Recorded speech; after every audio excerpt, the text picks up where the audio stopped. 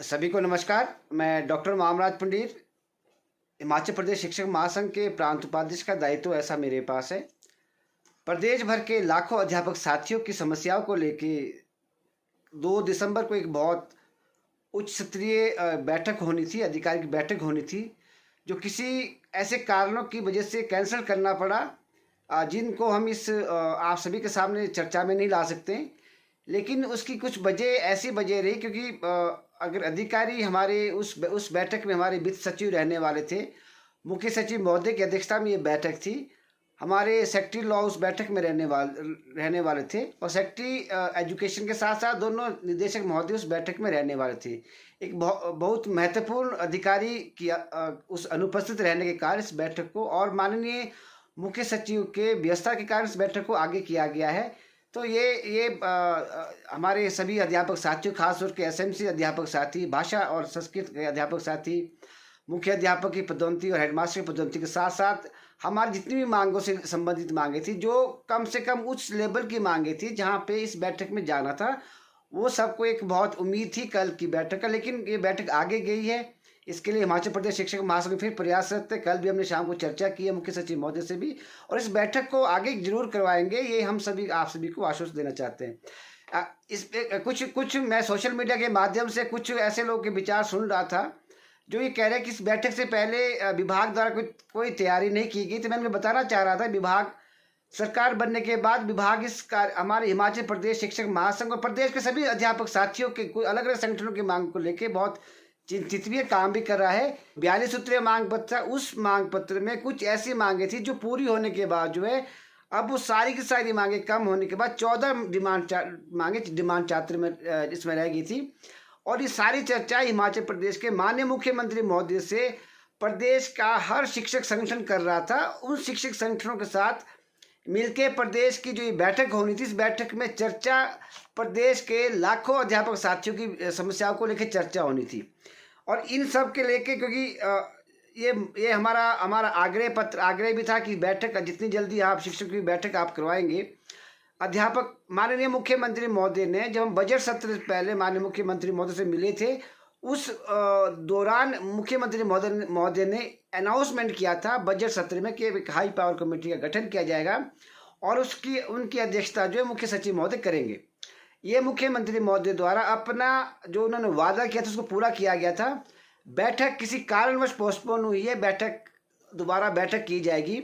पर मैं यहाँ पे आप सभी, क्योंकि समस्याएं हिमाचल प्रदेश शिक्षक महासंघ के कर्मठ अध्यापक साथियों की ही नहीं है, प्रदेश के सभी अध्यापक साथियों की समस्याओं को लेके हम सरकार से वार्तालाप कर रहे थे, और इस वार्तालाप में बहुत सकारात्मक पॉजिटिव रिजल्ट आने वाले हैं। ये मैं इसलिए भी आपके साथ कहना चाह, कुछ अध्यापक, कुछ शिक्षक संगठन जिनका कोई अपना वजूद नहीं है, वो बार बार मीडिया के माध्यम से, जिनका काम ही है सरकार को कोसना, सरकार को पानी पी पी के कोसने वाला काम वो करते हैं। तो वो उनके कुछ कल किसी का एक कमेंट आया था कि भी कोई मुझे नहीं पता कौन था, बट कि हम जो है लाइव हुआ, सरकार ने अपना फैसला बदला। तो मैं आप सभी के माध्यम से ये भी कहना चाहूँगा कि माननीय महोदय, आप लाइव होइए। प्रदेश में जो पेंशन बंद की है, ओपीएस बंद है, उसको लागू कराने के लिए भी आप एक लाइव हो जाए। अध्यापक साथियों, जो 2555 हमारे एसएमसी अध्यापक साथी जो सरकार से नियमितकरण की मांग कर रहे हैं, आप उनके लिए भी एक दिन लाइव हो जाए। जब 6500 पीटी अध्यापक और जो 3500 पैट अध्यापक जो नियमित नहीं थे, तो उससे पहले भी आपको लाइव होना चाहिए था।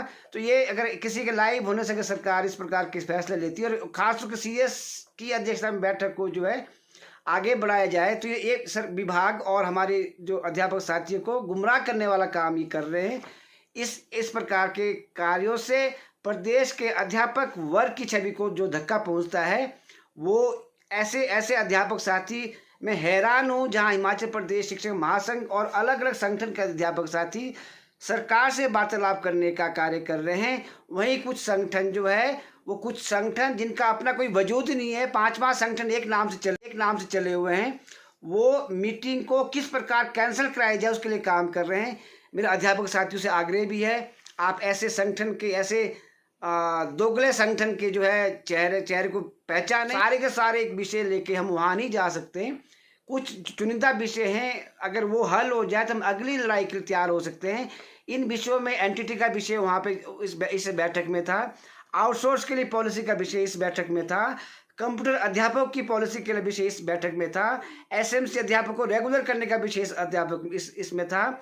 2016 के बाद जितने भी मुख्य अध्यापक प्रधानाचार्य महोदय जो है वो या डायरेक्टर हमारे जो प्रमोट हुए हैं उनको नियमित करने का विषय इस बैठक में था। ये सारे के सारे विषय ये ऐसे विषय जहाँ पे वित्तीय इन्वॉल्वमेंट रहती है और ये सारे के सारे विषय सरकार के पास जाते हैं। और इससे बढ़िया आज तक कभी ना हुआ है कि प्रदेश में कभी माननीय मुख्यमंत्री महोदय के आदेश अनुसार प्रदेश में कभी हाई पावर कमेटी का गठन किया गया होगा जिसमें शिक्षक बंधु की समस्याओं को लेकर चर्चा की गई होगी। अगर ये कार्य पहले होता तो शायद 6500 पीटी अध्यापक पहले रेगुलर होते, 3500 पैट अध्यापक भी पहले रेगुलर होते। तो ये बैठक ये सिर्फ हमारे माननीय मुख्यमंत्री महोदय की उदार हृदय को दिखाता है, जिन्होंने इस प्रकार के कार्य करने के लिए माननीय मुख्य सचिव महोदय को आदेश दिया था और ये बैठक आयोजन करने का फैसला लिया था।